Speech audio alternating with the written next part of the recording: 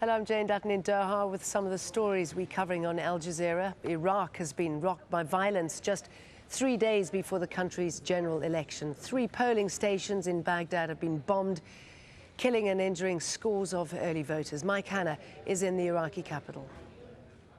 These attacks are clear signals, say police, from those intent on disrupting the elections, that anybody who attempts to vote will face the threat of violence. But nonetheless, though, the voting went ahead fairly smoothly on this day, apart from those 3 attacks. Some 800,000 people eligible to vote in the course of the day. These are people who will be engaged in other things on Sunday, when 18 million of the country's voters go to the polls.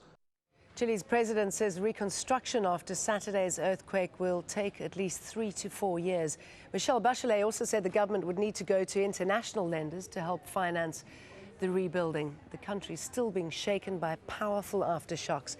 A 6.1 magnitude tremor struck on Wednesday.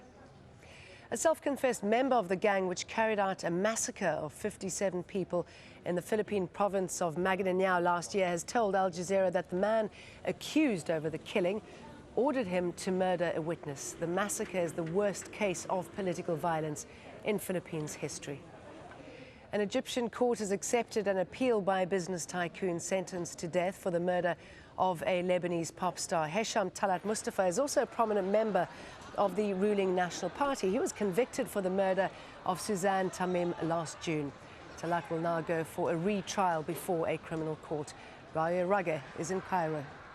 The case had captivated the media across the Arab world. It made for perfect tabloid fodder in a region where billionaires and politicians are perceived as untouchable.